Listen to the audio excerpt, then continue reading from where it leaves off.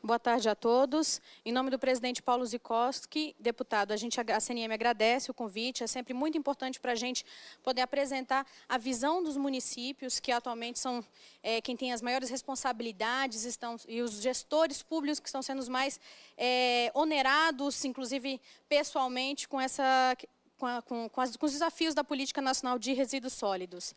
Bom, então, como já foi colocado aqui pelos expositores anteriores, existem obrigações para toda a sociedade, para o setor empresarial, para estados, para municípios, para a União, mas o que a gente tem hoje é que praticamente, setor público, apenas os municípios é que estão sujeitos a sanções, e isso inclui desde cadeia a multa de até 50 milhões.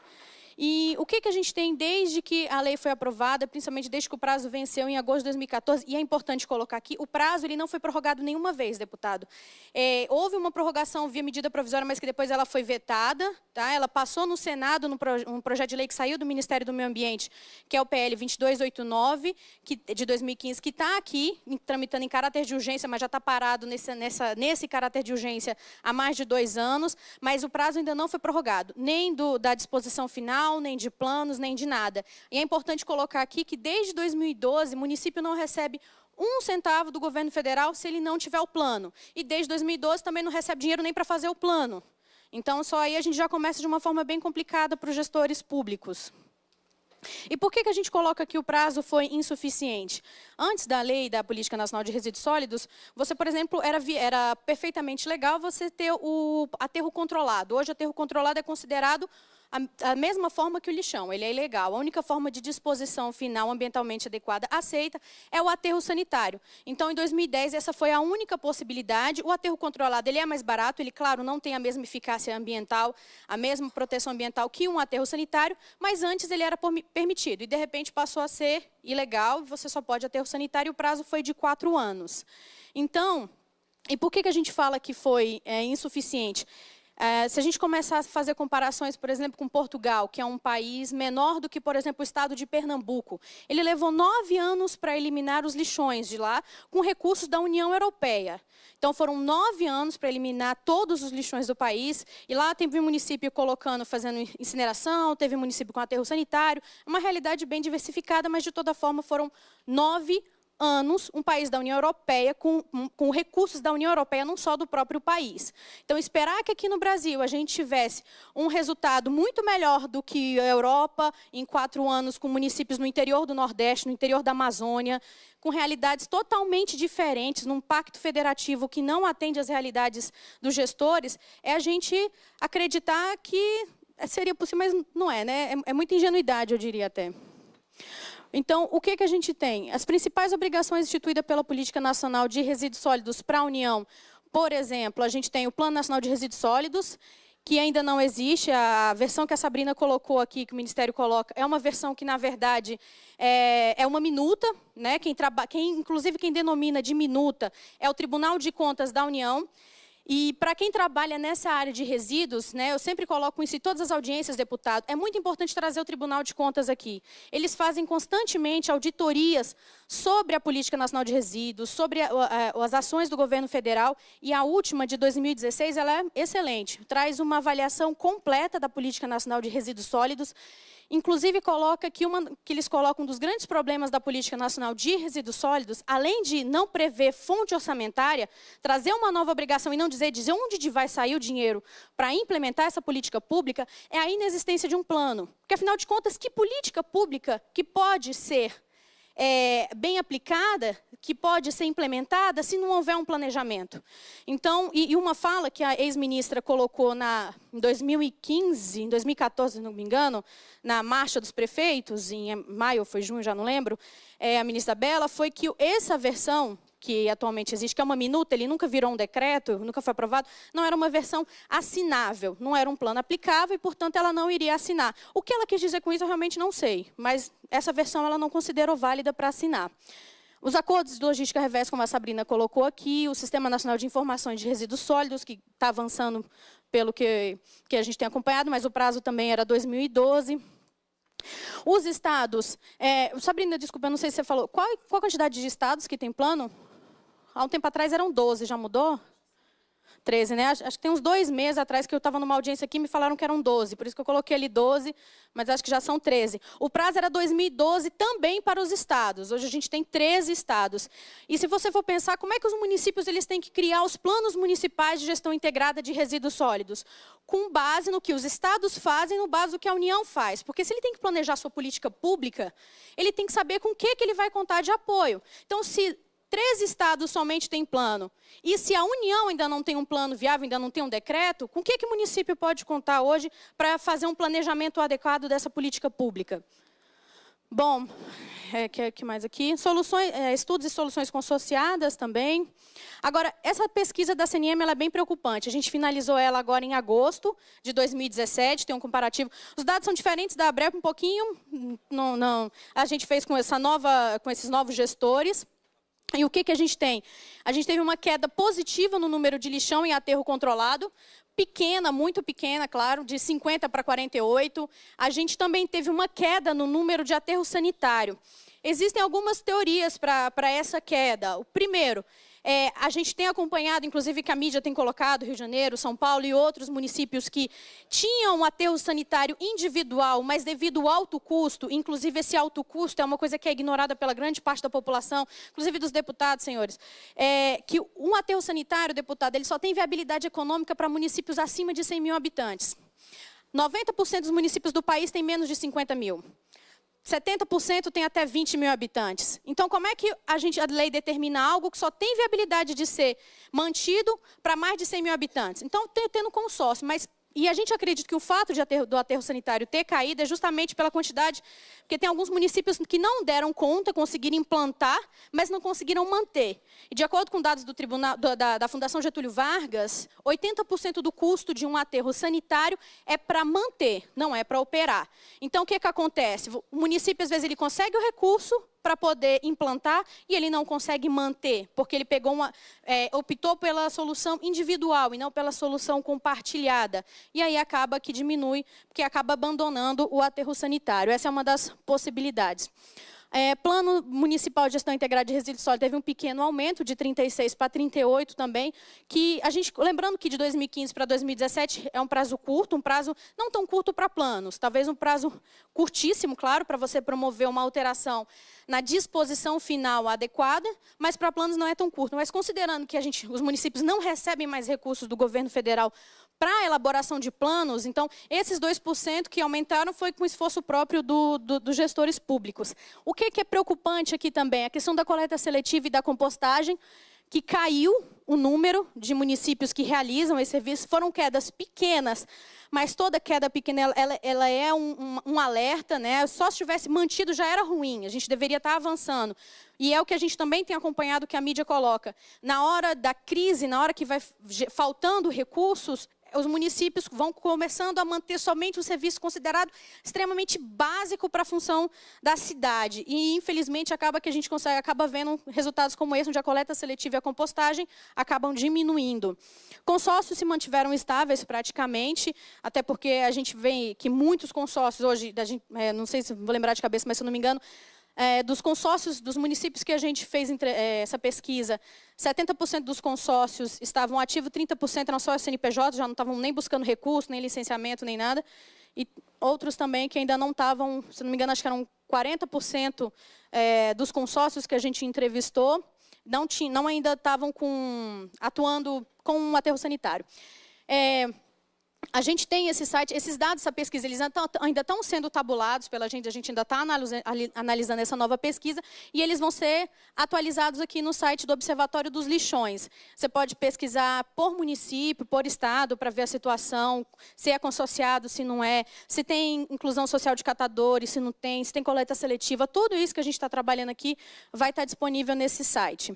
Então, por exemplo, o município de Rui Barbosa, em 2015, ainda não tinha iniciado o Plano Municipal de Resíduos, tinha um lixão no próprio município, tinha alguma iniciativa de coleta seletiva, os catadores ainda não estavam regularizados, tinha uma iniciativa de compostagem e participava de consórcio. Então, é uma ferramenta bem didática para vocês poderem acompanhar a implementação da Política Nacional de Resíduos Sólidos.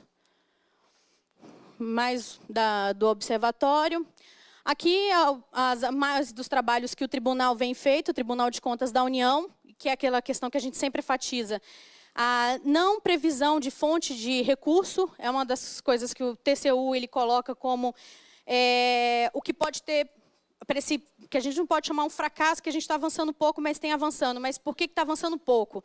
É a inexistência de fonte de recurso. E, com isso, o que você tem quando não tem essa fonte de recurso prevista? Você torna os municípios dependentes do orçamento geral da União. E isso dificulta o quê, nas palavras do TCU?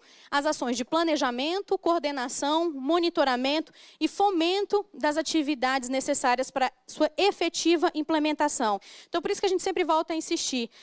O Tribunal de Contas da União tem feito um excelente trabalho com relação à política nacional de resíduos sólidos. E a gente só vai conseguir avançar, deputado, se a gente conseguir entender onde estão os gargalos. A partir do momento que a gente entende os problemas, a gente tem que trabalhar em cima das possíveis soluções, né? Então, o que foram os riscos dessa auditoria que o Tribunal de Contas fez? Com relação ao Plano Nacional, ele foi bem enfático, fala que foi somente uma minuta, que um dos requisitos foi realmente a aprovação do Conselho Nacional de Política Agrícola, que jamais se reuniu. Mas aí é interessante que ele fez um trabalho bem minucioso de ir lá no Ministério de Política Agrícola e por que vocês não aprovaram, por que vocês não se reuniram, e eles mostram toda a documentação para falar, olha, a gente colocou que a gente poderia implementar, pedir um decreto presidencial para que o Conselho pudesse aprovar esse plano ad referendo, sem reunir todo mundo. Vocês querem, Ministério do Meio Ambiente?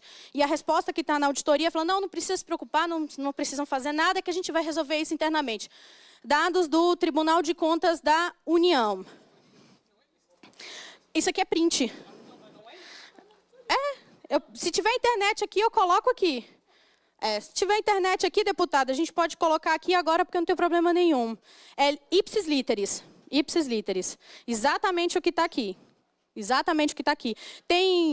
Se vocês colocarem no Google, Tribunal de Contas da União, Auditoria 2016, Política Nacional de Resíduos Sólidos, baixa o relatório, e é exatamente isso que vocês vão encontrar. Tem o número das exposições de motivos, está tudo aí, está tudo documentado. Bom, ele continua falando da inexistência do plano, a questão do fomento à formação de consórcios também, que ele coloca que deveria haver ainda mais, mas o que a gente coloca, que é o que o Tribunal de Contas também coloca, é a necessidade de maior apoio técnico e logístico para a formação de consórcios. Apesar de que a gente coloca isso, a importância dos consórcios, sem dúvida nenhuma, porque se hoje algo que precisa é aterro sanitário, como a gente colocou aqui os dados do último censo, a gente não vai resolver essa questão de forma individual, somente de forma compartilhada. Então, o que a gente precisa fazer? Estimular e fomentar os consórcios públicos, mas a gente também precisa avançar essa questão, inclusive no Senado, porque hoje, por exemplo, a gente tem no Ministério das Cidades, deputado, um programa Avançar a Cidade e Saneamento, onde tem possibilidade de empréstimo para municípios que quiserem avançar nessa questão de resíduos sólidos, na questão de saneamento.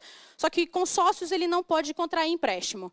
Então, consórcios hoje ele só tem possibilidade de conseguir recursos via Fundação Nacional da Saúde, que só tem recurso para equipamento, porque está com orçamento baixo. Então, assim, o que a gente tem hoje é um cenário realmente de crise, onde os municípios, os consórcios, para implementar aterro, eles não têm recursos. Então, como é que a gente tem uma perspectiva de avanço?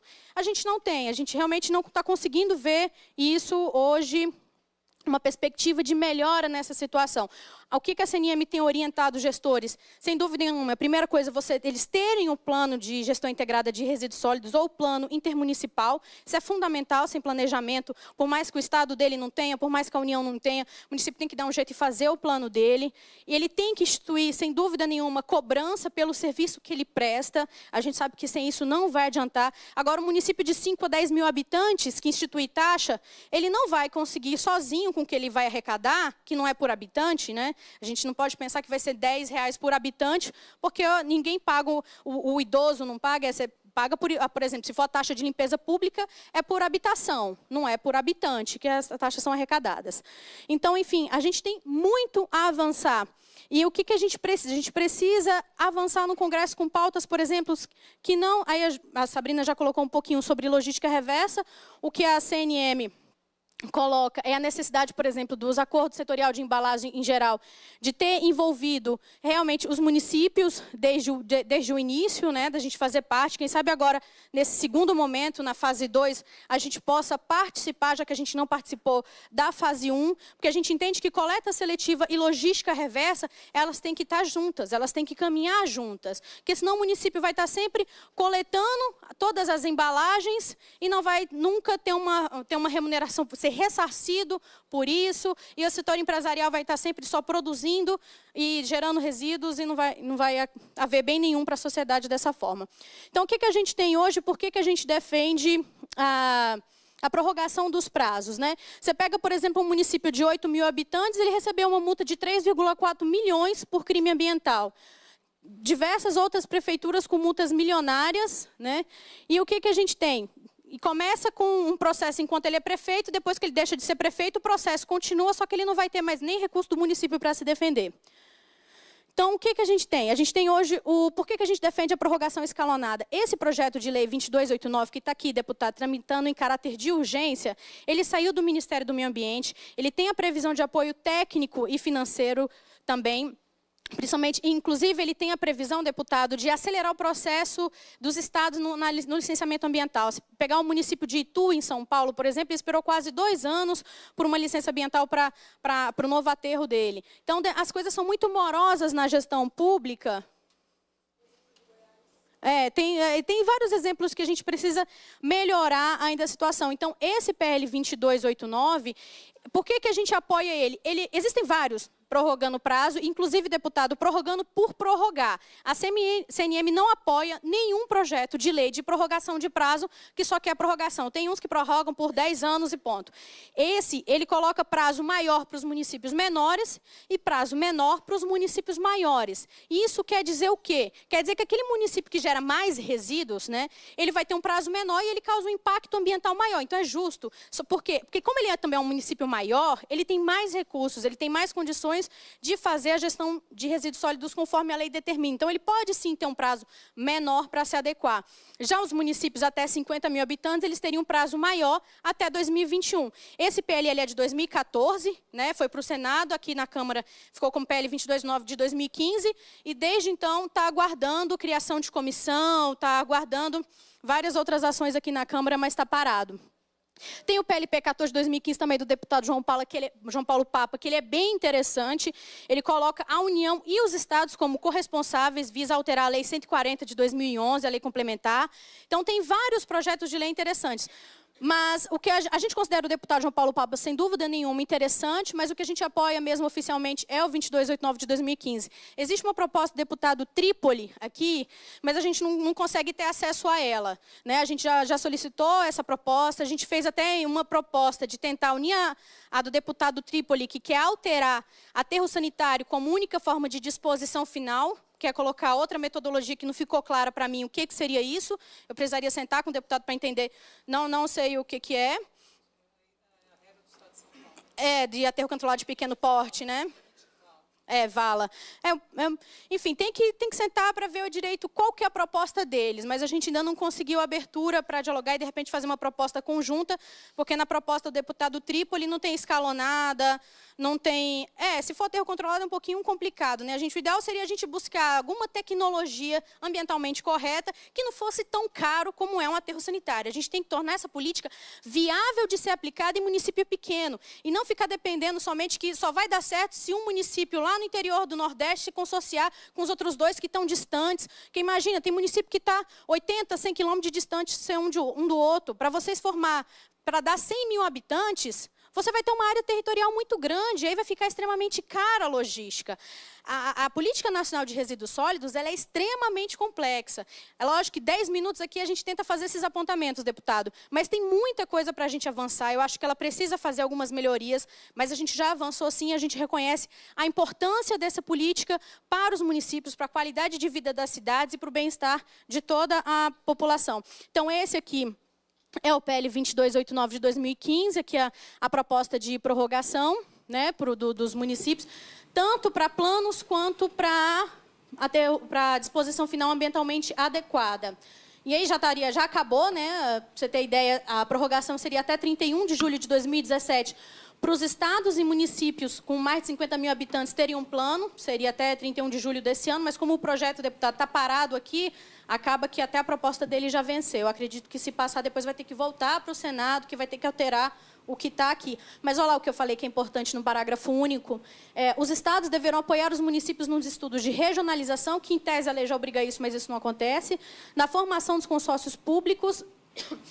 A gente tem visto umas iniciativas bem bacanas, deputado. Estado de Sergipe, Estado de Alagoas, onde eles impulsionaram os consórcios. Estado de Alagoas, por exemplo, eles conseguiram regionalizar o Estado e entregar os planos intermunicipais. Foi um trabalho bem bacana. Então, quando a gente vê que município, Estado e União caminham juntos, a gente vai conseguir ver resultados. Mas, se for de outra forma, se a gente continuar com essa realidade onde municípios hoje não têm apoio para implementar a Política Nacional de Resíduos Sólidos, a gente vai estar aqui, deputado, ano que vem, no ano posterior, discutindo sobre por que a gente está avançando tão pouco na Política Nacional de Resíduos Sólidos.